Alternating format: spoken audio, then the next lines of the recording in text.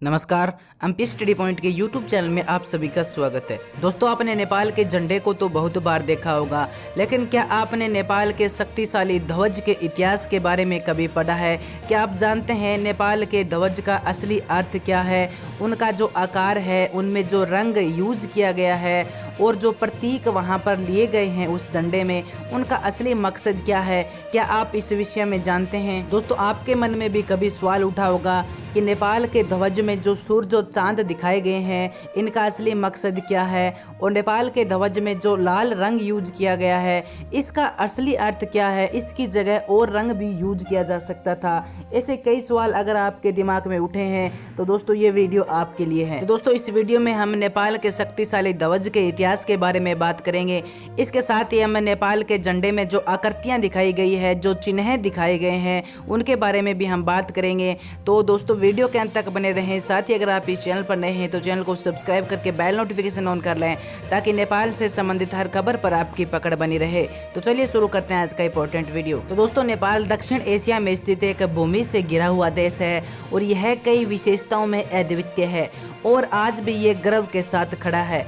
और दोस्तों, नेपाल एक ऐसा देश है जिसने कभी भी किसी की गुलामी नहीं की। और दोस्तों, नेपाल का झंडा भी दुनिया की अनोखी चीजों में से एक है, क्योंकि दोस्तों ये दुनिया के सभी देशों के जो झंडे हैं उनसे बिल्कुल अलग है। और दोस्तों, वर्ष 1962 में सरकार ने आधिकारिक तौर पर इस ध्वज को मान्यता दी थी। और चलिए दोस्तों, अब हम देख लेते हैं कि नेपाल के झंडे का रंग लाल क्यों है। तो दोस्तों, नेपाली ध्वज में प्रमुख रंगों में से एक है क्रिम्सन रंग। और क्रिम्सन रंग दोस्तों गहरा लाल रंग जैसा ही होता है और यह एक तरह से हम कह सकते हैं कि ये खून के रंग जैसा होता है। और दोस्तों, क्रिम्सन जो रंग है ये बहादुरी का प्रतीक है। इसके साथ ही दोस्तों, नेपाल का जो राष्ट्रीय फूल है रोडोडेड्रोन, उसका भी रंग नेपाली झंडे जैसा है।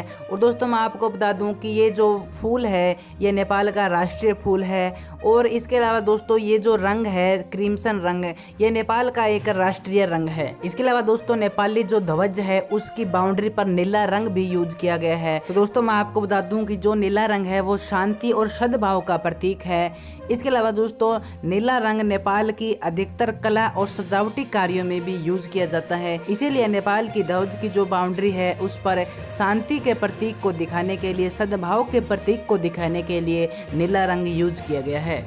इसके अलावा दोस्तों, नेपाल के ध्वज में हमें सूरज और चांद भी दिखाई देते हैं। तो दोस्तों, मैं आपको बता दूं कि सूरज से क्या मतलब है। तो दोस्तों, सूर्य उग्रता का प्रतीक है और सूर्य ये दर्शाता है कि नेपाल के लोग काफी उग्र हैं और नेपाल के लोग अपने हक की लड़ाई के लिए, अपने हक के लिए उग्र रूप भी धारण कर सकते हैं। साथ ही दोस्तों, सूर्य उच्च तापमान और गर्मी का भी प्रतीक है और इससे ये स्पष्ट होता है कि नेपाल के दक्षिण तराई क्षेत्र में उच्च तापमान है और ये उच्च तापमान को दर्शाता है। साथ ही नेपाल के झंडे में आकाशीय पिंड इस बात का प्रतीक है कि नेपाल सूर्य और चांद की तरह लंबे समय तक रहेगा, यानी जब तक आसमान में चांद और सूरज रहेंगे तब तक नेपाल का अस्तित्व रहेगा।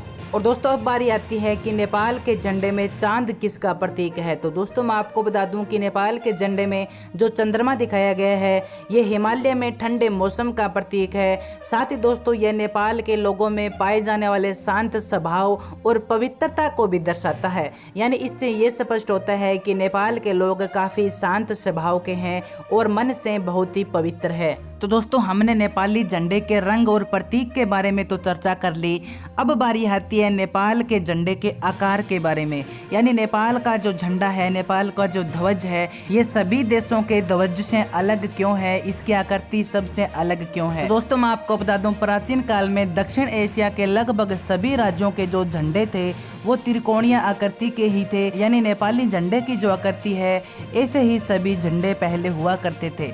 लेकिन दोस्तों, धीरे धीरे करके अन्य राज्यों ने यूरोपीय वेक्सिलोलॉजिकल परंपरा को अपना लिया और उनके बाद उनके झंडों की आकृति आयताकार या फिर वर्गाकार हो गई। लेकिन दोस्तों, नेपाल ने अपनी प्राचीन परंपरा को नहीं छोड़ा, यानी हिंदू परंपरा को नेपाल ने नहीं छोड़ा। हिंदू परंपरा के साथ नेपाल खड़ा रहा, इसलिए नेपाल का झंडा आज भी दुनिया में सबसे अलग और त्रिकोणीय आकृति में बना हुआ है। तो दोस्तों, यही था नेपाली ध्वज के रंग, प्रतीक और उनके आकार का असली रहस्य। तो दोस्तों, अगर ये वीडियो आपको पसंद आए तो अपने दोस्तों के पास शेयर जरूर करें और चैनल पर नए हैं तो चैनल को सब्सक्राइब भी जरूर करें।